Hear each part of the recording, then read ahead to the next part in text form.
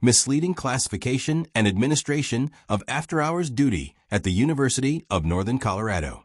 On behalf of affected current and former employees, dear Attorney General Weiser, we are submitting this complaint because the University of Northern Colorado's Facilities Management Callback Process, under Standard Practice Chapter 6.7, is presented to employees under one classification while operating as another in practice.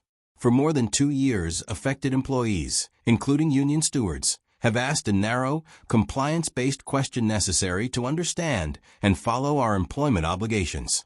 The university has repeatedly refused to provide a clear written answer and has instead used delay, deflection, and intimidation to discourage further inquiry. This is not a semantic disagreement. It is a sustained use of ambiguity to obscure off-duty restrictions, avoid accountability for the true nature of the program, and chill employees from pursuing clarity through ordinary channels. To be extra clear, we are not asking your office to address compensation rates, bargaining positions, or any specific pay dispute. We are requesting only a classification and clarity document. What definition applies? UNC's Chapter 6.7 is labeled callback, yet the operating requirements reflect advance assigned standby duty. The process is structured around an advance rotation, with a designated primary contact for defined weeks, prompt response expectations, an availability requirement, and an expectation that the employee can report within a defined window. The process also requires coverage planning and notifications when the assigned employee cannot serve. Those are the core features of on-call duty: advance designation, after-hours accessibility, and restrictions on personal time and freedom of movement. A callback is a triggered event when an employee is actually called in after being released from duty. On-call is a status imposed in advance that restricts off-duty time. UNC's program imposes the status while using the label of the event, and then refuses to confirm in writing whether the rotation is mandatory. That refusal is not incidental. It is how the ambiguity is preserved. The state's own job documentation highlights the inconsistency. The state-issued Position Description Questionnaire, PDQ, for the licensed plumber position at UNC designates the position as essential services and states on-call status required, explaining that the employee serves on a rotating on-call list. That PDQ is a state document describing required job conditions as on-call, not callback. UNC's use of callback terminology for a scheduled standby rotation, while also using concepts such as essential employee to compel response, creates material confusion and undermines transparency in a state-governed institution. For more than 2 years, the university has systematically avoided answering a simple compliance question. Is participation in the Chapter 6.7 rotation mandatory?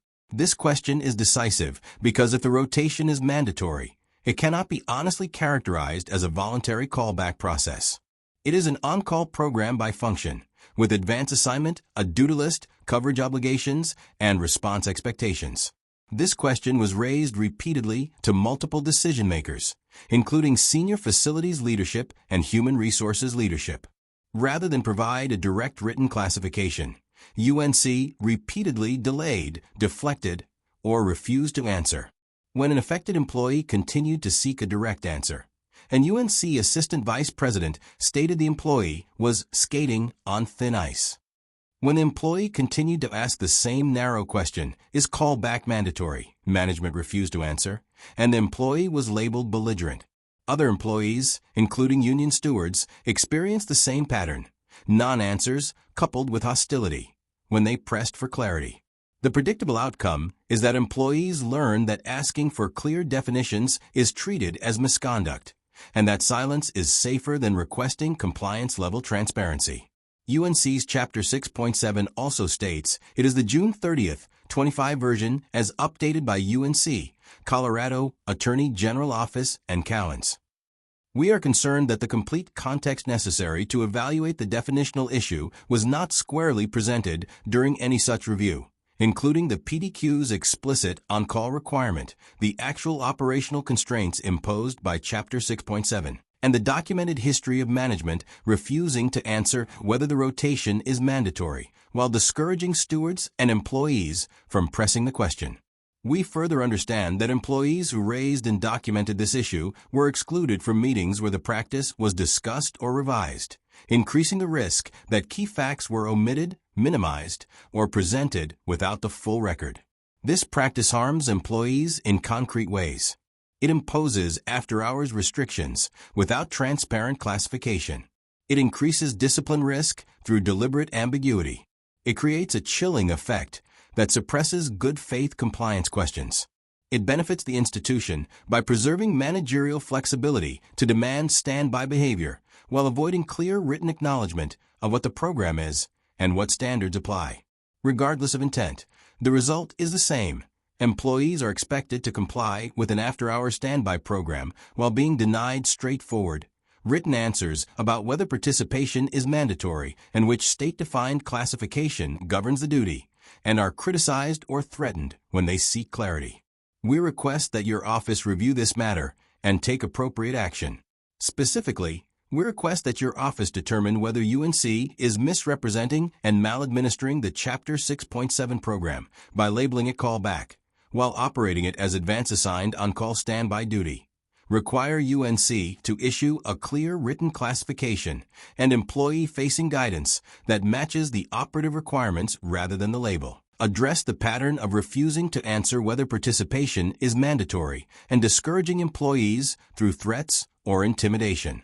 When they seek clarity, provide any public-facing written guidance from your office regarding the classification or structure of Chapter 6.7 or direct me to the proper custodian and process to request releasable records through Colorado's Public Records Framework. And if the Consumer Protection Section is not the proper channel for this conduct by a state university, refer the matter to the appropriate state oversight authority and notify me of the referral and the correct complaint pathway. We are requesting a straight answer to a narrow compliance question, an answer the university has refused to provide for more than 2 years while discouraging employees who ask. A public institution should not require employees to escalate to the Attorney General simply to obtain clarity about mandatory off-duty obligations and proper classification under state-defined terms. Respectfully submitted. On behalf of affected employees of the University of Northern Colorado. This video addresses the on-call versus callback process issue and why clarity matters for employee rights and fair pay. I welcome respectful discussion. If you believe anything here is incorrect, please explain what, why, and cite the policy, agreement language, or documentation you're relying on. There will be more coming soon. Thank you for watching. Transparency Now.